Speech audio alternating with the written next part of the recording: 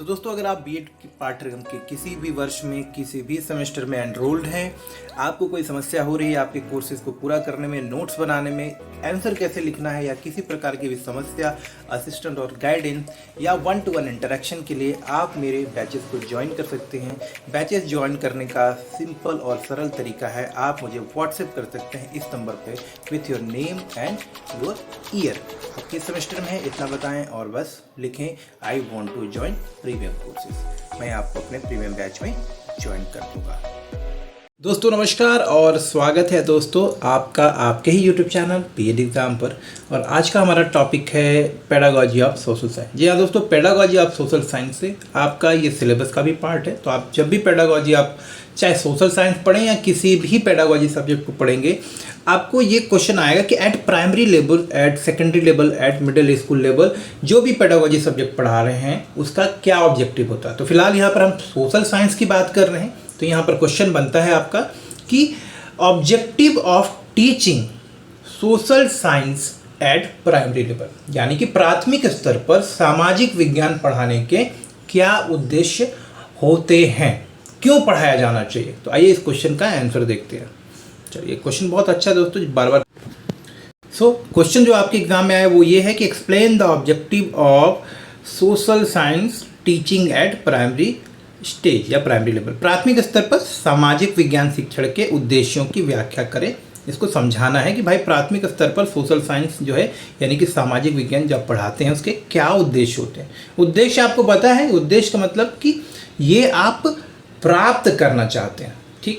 ठीक है, ये आपने डिसाइड किया है, अभी उसके लिए क्या करना नहीं किया वो आपने प्लान नहीं किया है, लेकिन हाँ ये आप चाहते हो। जैसे चाहते हो ना कि मेरा उद्देश्य है कि मैं अपने जीवन में या फिर जो काम आप कर रहे होते हो, ये पढ़ाई लिखाई का उद्देश्य है कि मैं एक अच्छी नौकरी पाऊँ। आप खेती करते हो तो आपका उद्देश्य होता है कि अच्छी फसल हो। तो आप जब कोई भी काम करते हो तो उसके पीछे एक उद्देश्य होता है, लेकिन इसी के साथ में आपका कुछ लक्ष्य भी होता है जिसे हम एम बोलते हैं। खैर उसे हम बाद में डिस्कस करेंगे, बट आपको लक्ष्य और उद्देश्य के बीच में डिफरेंस पता होना चाहिए। फिलहाल यहाँ पे हमारा ऑब्जेक्टिव की बात हो। So aims of teaching social science at primary stage. देखिए, जो जनरल एम्स होते हैं टीचिंग सोशल साइंस का प्राइमरी लेवल पे, वो मैं आपके साथ में शेयर कर रहा हूँ यहाँ पे। पहला है कि to help the child to explore and understand his social and cultural environment, अर्थात कि बच्चे को उसके सामाजिक, याद रखिएगा कि बच्चे को उसके सामाजिक और सांस्कृतिक परिवेश का पता लगाना, उसको समझना, उसके घटकों के बारे में जानना, इसमें मदद करने का काम जो है सामाजिक विज्ञान करती है।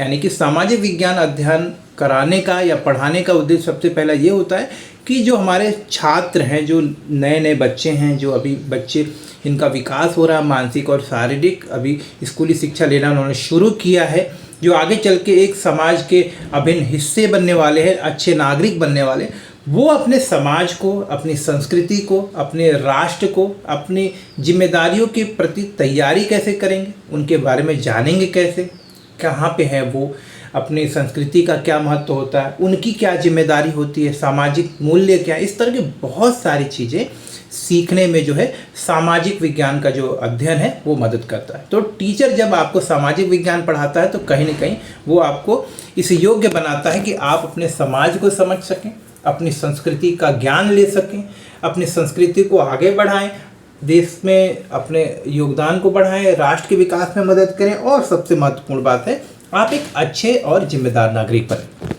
इसके बाद बच्चों का घर, स्कूल और समाज के व्यापक संपर्क को बढ़ाकर उनकी समझ और सोच को, जो सोचने का जो दायरा है उसको इतना बढ़ा देना ताकि वह अपने आप को समाज का एक महत्वपूर्ण हिस्सा समझ सके। उनका मानसिक विकास ऐसा हो जाए कि वो समाज के लिए एक योगदान कर सकें, एक आप बोल सकते हैं कि प्रोडक्टिव जो है अपना योगदान कर पाएं, यानी कि सकारात्मक योगदान कर सकें। तो बच्चों को जब हम सोशल साइंस पढ़ाते हैं, सामाजिक विज्ञान पढ़ाते हैं, तो उसका उद्देश्य ये होता है कि बच्चों के अंदर इस तरह की समझ, इतना ज्ञान समाज के बारे में दिया जाए, समाज के विभिन्न घटकों से उनका परिचय कराया जाए, जिससे कि उनको समाज में हो रही घटनाएं बिल्कुल भी नई या अनभिज्ञ ना लगें। वो समाज को इस हद तक अच्छे से समझ पाएँ कि वो समाज को बिल्कुल आसानी से उसकी प्रक्रियाओं के अनुरूप अपने आप को ढाल सकें और एक सभ्य नागरिक की तरह व्यवहार कर सकें। To acquaint the child with world of work and to develop him in the respect for human rights। साथ ही साथ देखिए दोस्तों, जब हम सामाजिक विज्ञान का अध्ययन करते हैं तो बच्चों के अंदर श्रम, मेहनत, ऑनेस्टी, हार्ड वर्क, इस तरह के जो मानव मूल्य होते हैं, काम जैसे कि कोई बड़ा या छोटा नहीं होता, इस तरह की जो भावना होती है, हर काम को मेहनत से करनी चाहिए, इस तरह का जो एक दृष्टिकोण होता है, इस तरह की बातें विकसित करने में कहीं ना कहीं आपको सामाजिक विज्ञान मदद करता है। तो बच्चों को व्यवहारिक दुनिया से परिचित कराना और उन्हें मानव श्रम के प्रति सम्मान और श्रद्धा रखने के बारे में उनके अंदर भावना का विकास करना एक और महत्वपूर्ण लक्ष्य। To encourage child to understand what we are striving to build a better life. हमें बच्चों को ये समझाने में मदद मिलती है सामाजिक अध्ययन विज्ञान के माध्यम से कि बच्चे ये समझ पाएँ कि हम सभी लोग अपने अपने स्तर पर, अपने अपने स्थान पर, अपने पे योग्यता के अनुरूप एक बेहतर समाज बनाने का प्रयास करें। और बेहतर समाज क्या होता है इसको समझना, उसके लिए क्या आवश्यक है ये जानना, और उसके लिए क्या जिम्मेदारियां होती हैं, उसको कैसे निर्वाह करना है, इस बात को सीखने, समझने और उसके लिए जो आवश्यक कौशल होता है उसको विकसित करने में हमें सामाजिक अध्ययन मदद करता है, सामाजिक विज्ञान मदद करता है। इसके अलावा बच्चों के मन में यह बात बैठाना कि हमारी समृद्धि और मिश्रित संस्कृति के निर्माण में विभिन्न धर्मों, क्षेत्रों और भाषाई समूहों के लोगों का बहुमूल्य योगदान है। यानी कि आज जो हम देश में देख रहे हैं वो जो भी हमारे पास उपलब्ध है, जो धरोहर है, चाहे वो सांस्कृतिक हो या फिर आपके आर्थिक विरासत हो, जो कुछ भी मिला, इसमें हमारे विभिन्न धर्मों के लोगों का, विभिन्न संप्रदाय, समुदाय, विचारधारा के लोगों का योगदान है। सबने मिलकर इस देश को विकसित करने में, समृद्ध करने में अपना अपना योगदान दिया। तो सबके प्रति सम्मान, श्रद्धा और सबको हम एक समान देखें, इस प्रकार की दृष्टि, इस प्रकार की सोच विकसित करने में हमें जो है सामाजिक विज्ञान का विषय मदद करता है। इसीलिए सामाजिक विज्ञान विषय पढ़ाया जाता है, ताकि आप समाज के उन लोगों के बारे में, समाज के उन लोगों के योगदान के बारे में समझ पाएँ जो कि हमारे समाज का निर्माण करने में मदद करते हैं, समाज के विकास को आगे ले जाते हैं, समाज में अच्छा जो होता है उसमें उनका योगदान है, और उस योगदान की हम सराहना करें, उस योगदान को समझ पाएँ। इस क्षेत्र में जो है हमें सामाजिक विज्ञान विषय मदद करता है उन विषयों से परिचित होने में, उसे जानने। इसके अलावा to develop among the children the respect for all the religion, जैसे कि ऊपर हमने बता दिया कि सभी धर्मों का, संप्रदायों का समान रूप से सम्मान किया जाए, उनके प्रति श्रद्धा भाव रखी जाए, किसी के प्रति नकारात्मक भावना ना हो, सबके धर्म, सबकी विचारधारा, सबके सोच का हम सम्मान करें, किसी के प्रति हम जो है भेदभाव की भावना ना रखें। इस तरह के व्यवहार को विकसित करना हमें मदद करता है सामाजिक विज्ञान विषय। To encourage the child to understand that we are equal irrespective of sex, creed, language, etc. and there are no superior or inferior people and that we all should cooperate and organize ourselves to solve our problem। हमें यह समझने में भी मदद मिलती है जब हम सामाजिक विज्ञान विषय का अध्ययन करते हैं कि हम जो समाज में जो लोग हैं, जो विभिन्न प्रकार के धर्म, जाति, संप्रदाय को मानने वाले लोग हैं, विभिन्न रीति रिवाजों का, विभिन्न बोलियों को बोलने वाले लोग हैं, हम सभी लोग जो हैं एक ही समाज का हिस्सा है। हम सभी लोग आवश्यक हैं, कोई ज़्यादा श्रेष्ठ या कोई निम्न नहीं है, सब समान है। सबकी मौजूदगी, सबका योगदान समाज के विकास और अस्तित्व के लिए ज़रूरी है।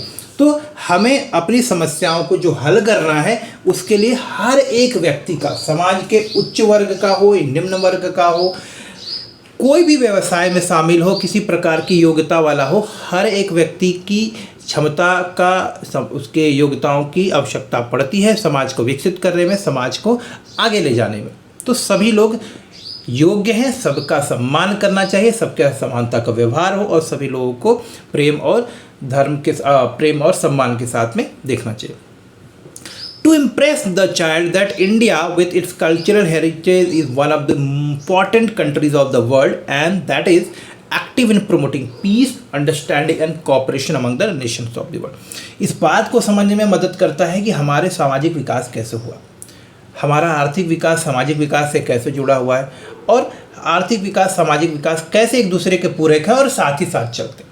किस प्रकार से भारत या भारत जैसे और भी राष्ट्र जो है अपना योगदान विश्व स्तर पर करते हैं। पूरे विश्व के विकास में किस प्रकार से भारत अपना योगदान करता है। भारत के विभिन्न क्षेत्र जो अलग अलग है, चाहे वो कृषि क्षेत्र हो, चाहे वो आपके सेवा क्षेत्र हो, चाहे वो बैंकिंग हो, चाहे हेल्थ सेक्टर क्षेत्र हो, सब में विकास जरूरी है। सबका योगदान किस तरह से समाज को आगे ले जाने में होता है। किस प्रकार से भारत अंतर्राष्ट्रीय स्तर पर एक महत्वपूर्ण कारक के रूप में, एक महत्वपूर्ण घटक के रूप में काम करता है, जो कि विभिन्न देशों के बीच में शांति, समझ और सहयोग को बढ़ावा देने में मदद करता है। तो ये था आपका इम्पोर्टेंट टॉपिक जिसे कि आपको जरूर कवर कर लेना चाहिए। नेक्स्ट हम अगले टॉपिक में डिस्कस करेंगे how to improve social science text book and we have to clarify, यानी कि सामाजिक विज्ञान की पाठ्य पुस्तक में सुधार कैसे करें, इसे हम स्पष्ट करेंगे।